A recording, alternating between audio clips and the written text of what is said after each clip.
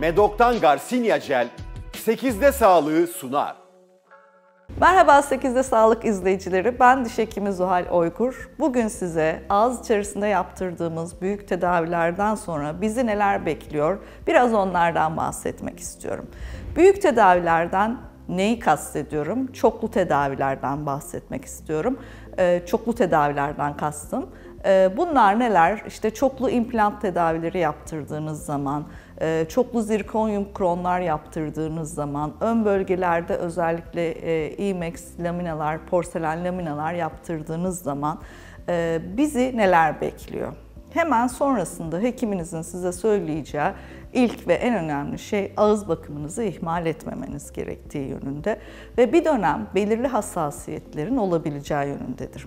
Şimdi bu gerçekten doğru. Böyle büyük tedaviler yaptırdıktan sonra ağzımızın, çene eklemimizin bu tedavilere alışması biraz zaman alıyor.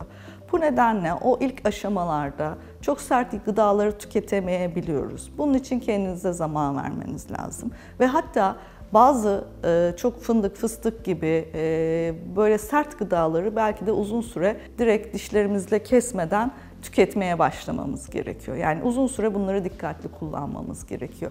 Ön dişlerde ısırma konforumuzda biraz farklılık hissedebiliyoruz ya da yan dişlerde. Bunun uyumlanması için belirli bir süre geçiyor arkadaşlar.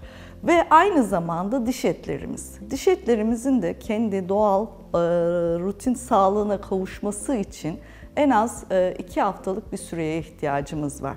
Bu dönemde gerçekten iyi bir ağız bakımıyla adapte olduğumuz zaman bunları daha hızlandırabiliyoruz ve daha iyi restorasyonlarla diş etimizin daha iyi uyumlu hale gelmesini sağlayabiliyoruz. İmplant tedavilerinden önce ağız içerisinde çiğneme kaslarımız ve çiğneme pozisyonumuz biraz dengesini kaybetmiş olabiliyor ve çiğneme kaslarımız eski güçlü formuna dönememiş olabiliyor. İmplantlar yapıldıktan sonra bir anda o kaslara yük binmeye ve daha farklı bir şekilde çiğnemeye başlıyoruz. Bu da hastayı ister istemez yorgunluğa, bir süre işte yanağını, dudağını ısırmasına neden olabiliyor. Endişelenmeyin.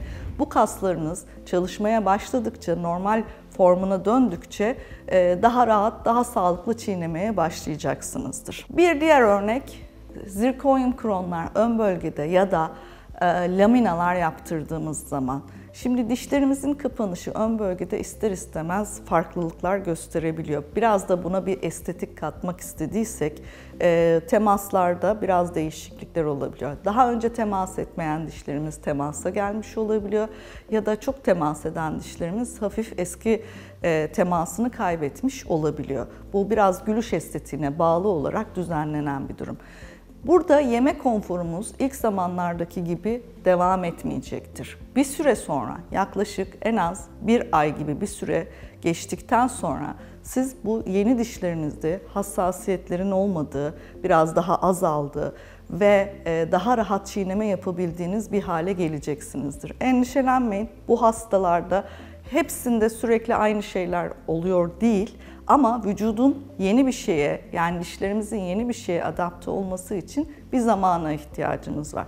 Ve bu zamanda ortalama 1 ay, 2 hafta, 1 ay gibi bir süre alabiliyor. Mesela örneğin zirkonyum kronlar. Şimdi çene eklemiyle, ağzın pozisyonuyla uyumlu hale getirilerek yapılan zirkonyum kronlarda siz normal ağzın olması gerektiği, çenenizin olması gerektiği pozisyonda kapatacaksınız.